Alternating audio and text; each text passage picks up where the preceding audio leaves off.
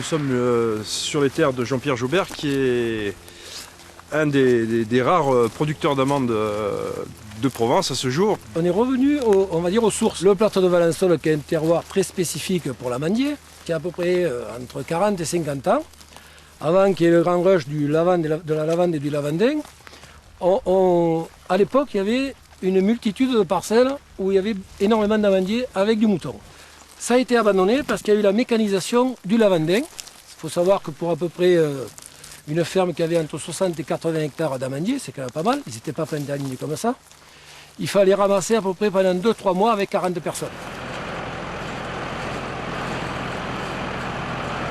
Aujourd'hui, le fait de mécaniser et tout, on est très satisfait de l'investissement.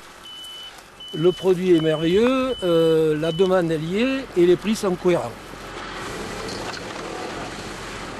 C'était compliqué parce qu'on avait quand même la concurrence de l'amande de Californie, qui elle reçoit entre 15 et 20 traitements. Nous, on doit être à 1 ou 2 traitements.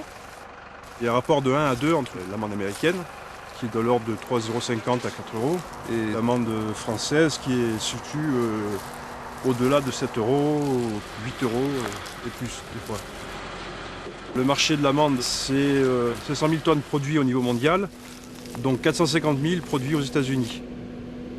En France, on consomme 22 000 tonnes d'amandes et on en produit environ 1000. Alors que l'amande, c'est un arbre originaire du bassin méditerranéen.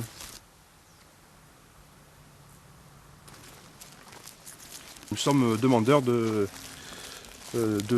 de Provence. Malgré tout ce que fait Jean-Pierre Joubert, on a encore de quoi absorber la production. Et nous ne sommes pas les seuls utilisateurs actuels et potentiels.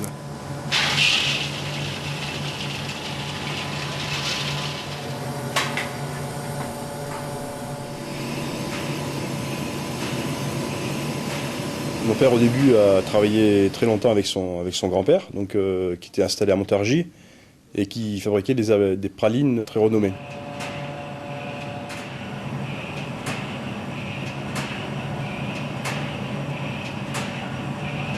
Oraison était la principale région d'amande française. Oraison, c'est un village dans lequel mon arrière-grand-père venait s'approvisionner en amande pour faire ses productions.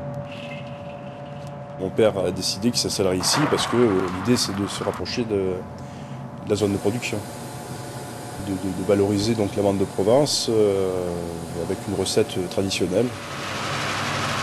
Ils ont commencé par proposer ce produit à tous les confiseurs, les pâtissiers de la région.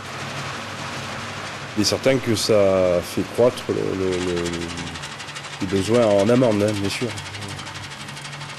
Donc ils sont actuellement de l'ordre de 50 tonnes par année. On a fabriqué des pâtes de fruits avec des pulpes de fruits, une fois produites localement, comme l'abricot, comme la poire des Alpes, comme le coin de Provence. Et maintenant la figue de Provence, enfin du Haut-Var.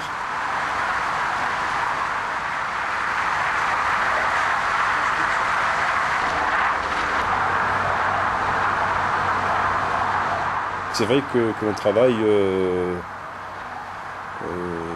tant que c'est possible avec des matières premières produites localement. Donc, ça fait partie des principes de l'entreprise, des valeurs de l'entreprise.